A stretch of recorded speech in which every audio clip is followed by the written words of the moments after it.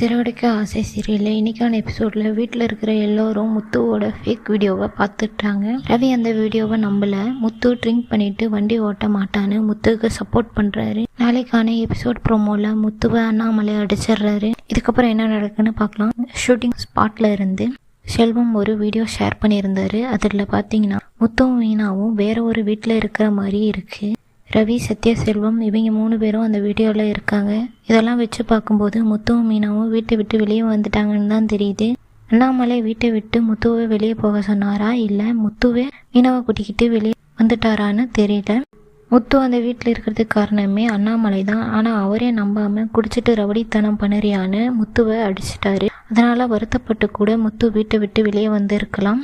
ஒருவேளை அண்ணாமலையை முத்துவை வீட்டை விட்டு வெளியே போக சொல்லியிருந்தா முத்து மேலே எந்த தப்பும் இல்லைன்னு தெரிய வரப்போ அண்ணாமலை ரொம்ப ஃபீல் பண்ணுவார். முத்துவும் மீனாவும் வீட்டை விட்டு வெளியே வந்ததுக்கப்புறம் ரவி மட்டும்தான் உதவியாக இருக்காரு. முத்துவோட காரை வெளியே எடுக்க ட்ரை பண்ணுறாரு. கார் வர வரைக்கும் முத்து வேற ஏதாவது வேலை செய்கிற மாதிரி கூட இருக்கலாம். அந்த வீடியோவில் பார்த்தீங்கன்னா சத்யாவும் இருப்பார். இது நோட் பண்ண வேண்டிய விஷயந்தான். சித்தி பற்றின உண்மை சத்யாவுக்கு தெரிஞ்சு முத்து மீனாவை பார்க்க வந்திருக்கலாம். எனக்கு முத்துவும் மீனா வீட்டை விட்டு வெளியே வந்தது நல்ல விஷயம்னு தான் தோணுது. ரொம்ப நாளாகவே நான் இந்த ட்ராக்குக்காக தான் வெயிட் பண்ணிக்கிட்டு இருந்தேன். ஏன்னா அவங்களுக்கு ஒரு ரூம் இல்லை, ஹாலில் தான் தங்கியிருக்காங்க. வீட்டில் இருக்கிற எல்லா வேலையும் மீனா மட்டும்தான் செய்கிறாங்க. வீட்டு செலவுக்கு கூட முத்து தான் பணம் கொடுத்துக்கிட்டு இருக்காரு. முத்துவும் மீனாவும் இல்லாமல் விஜய் குடும்பத்தை எப்படி நடத்துகிறாங்கன்னு பார்க்கணும். விஜயாவுக்கும் மட்டும் இல்லை, ரோகிணி, ஸ்ருதிக்கும் மீனா வீட்டில் இல்லாதப்போ தான் மீனாவோட அருமை தெரிய வரும்.